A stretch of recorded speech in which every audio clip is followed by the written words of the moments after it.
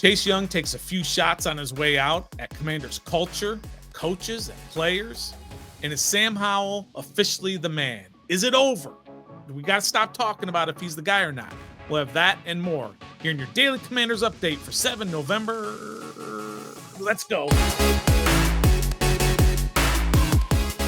Greetings and salutations. Welcome to your Daily Commanders update here on Ref the District. I am the Stoner.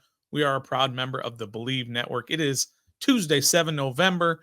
And we're going to talk a little bit about the culture here in Washington, talk about some Sam Howell, look back at some snap counts before it's time to turn our attention to Seattle and the Patriots.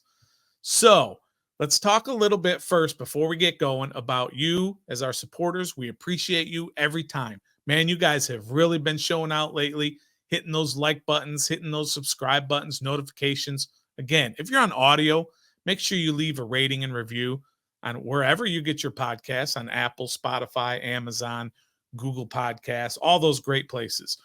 We appreciate all of you doing so. And look, it's an exciting week here. You're coming off a win. That's always a great thing here in Washington. We don't get too many of those. And so today's a day off. Victory Monday and Victory Tuesday. Jonathan Allen spoke it into existence, and Coach agreed, gave him off yesterday, gave him off today, and then they'll get back to work starting on Wednesday. So that's pretty awesome. But, you know, they got to go out to Seattle and play a Seahawks team who lost 37-3, I think it was, to the Ravens. They're a little bit pissed off. I bet they're going to be ready to go on Sunday. And you know what else? Speaking of betting, the last of the major pro sports leagues is off and rolling, and college basketball is ready to go as well. BetOnline remains your top spot for all your live betting actions and contests. NFL, college football, UFC, NHL, NBA, all in full swing. BetOnline is your number one source for wagering, news, odds, trends, and predictions. All the hoops betting action along with every sport available at your fingertips with both desktop and mobile access at any time. Head to the BetOnline today, to the app, and remember to use our promo code BELIEVE for your 50% welcome bonus on your first deposit. BLEAV. BetOnline, where the game starts.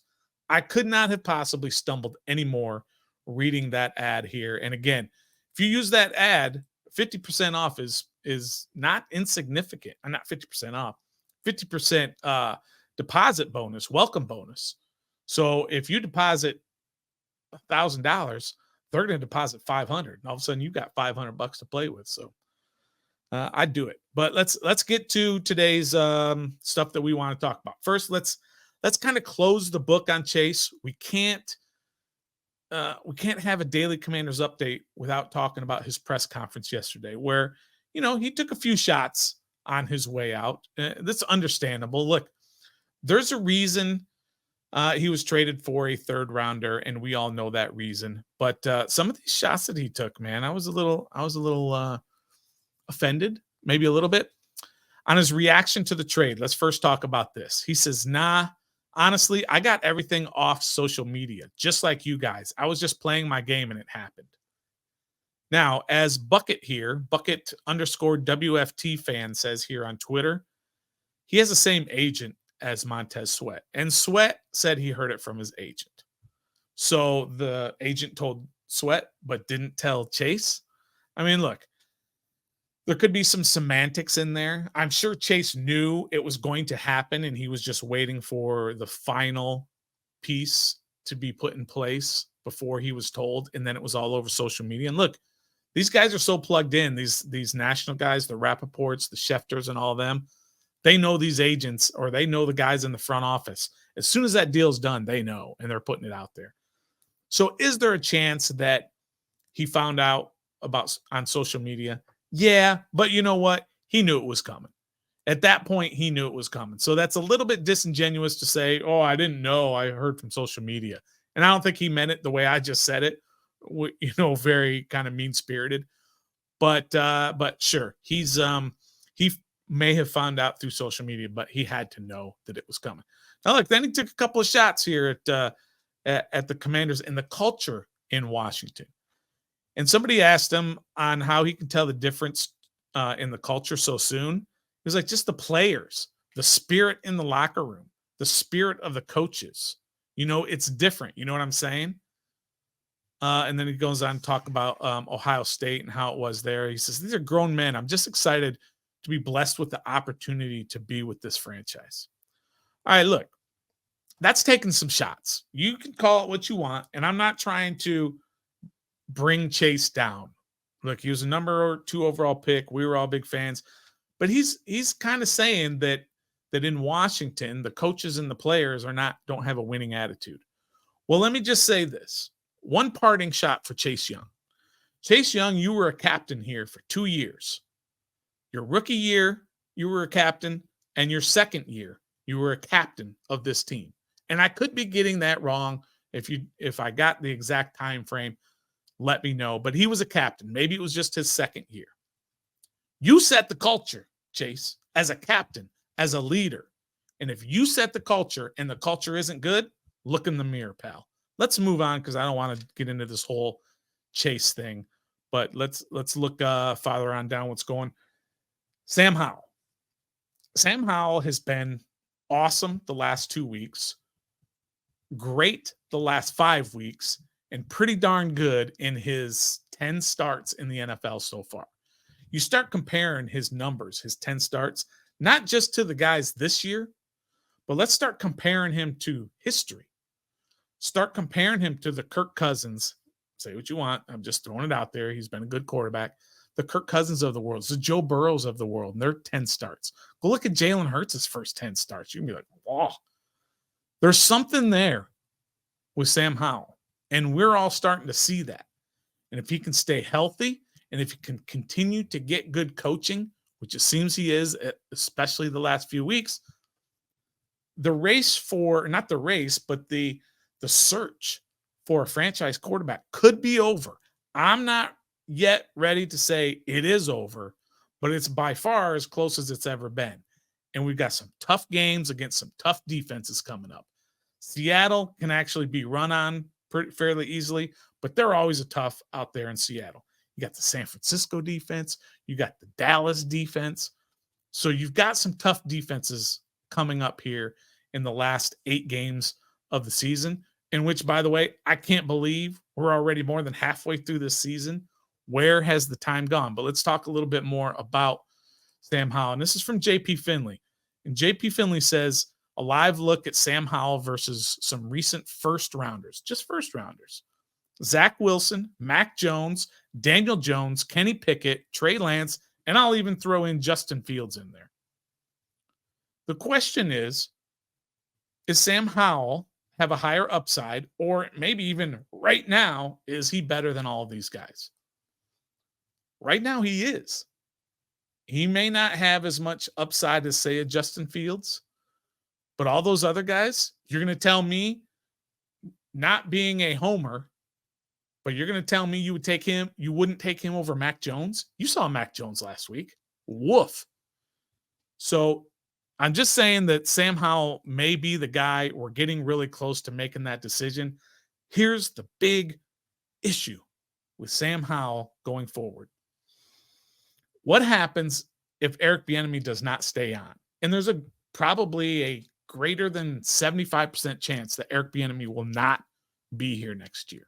That's just my opinion. That's on whether or not he's going to be here. I'm not saying whether or not he should be here.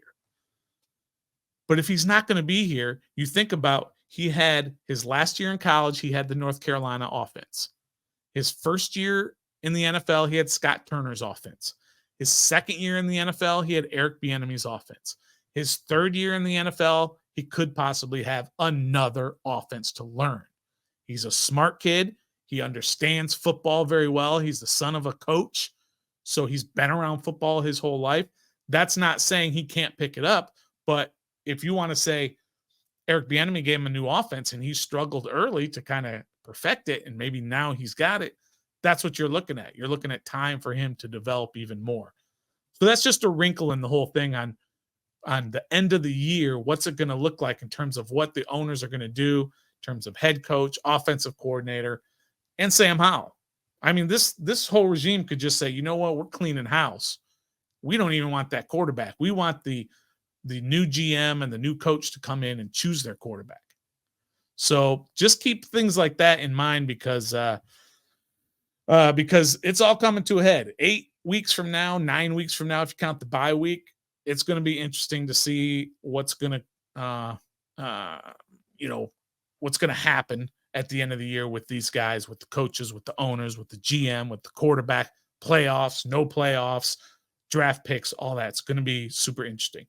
All right, so last little bit of word on this past week with the Patriots. I love looking at snap counts because snap counts kind of tell you the faith that the coaches have and what they're planning on doing or what they planned on doing during that game. So against New England, here's the offensive snap counts. Of course, you had your 5 offensive linemen and your quarterback all have 100% of the snaps.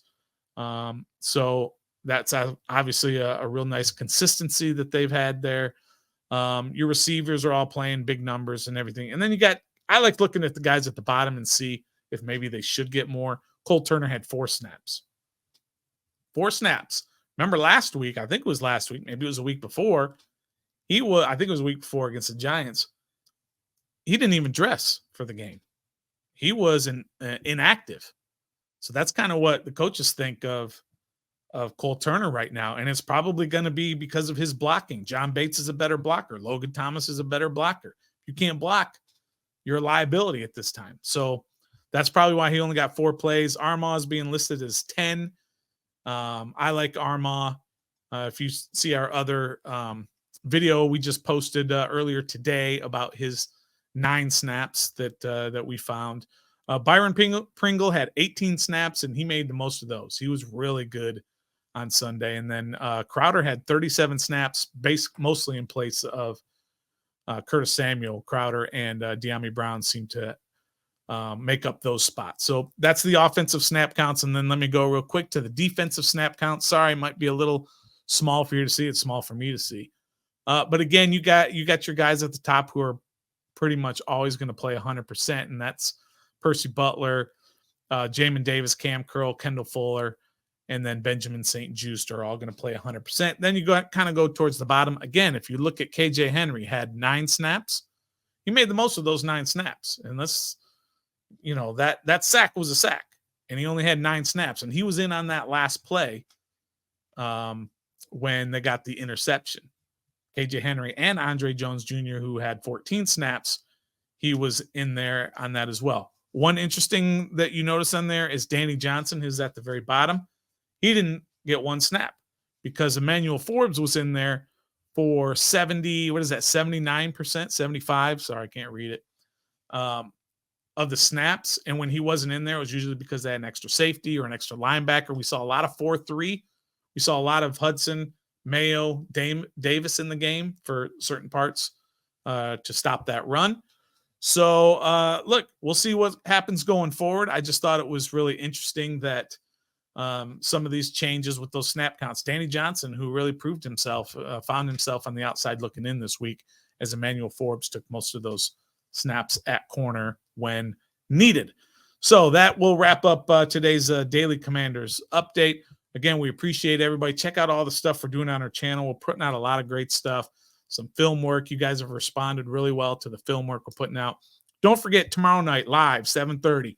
Make sure you're there on our flagship program. Thursday, again, we'll have another Daily Commanders update with Nathan.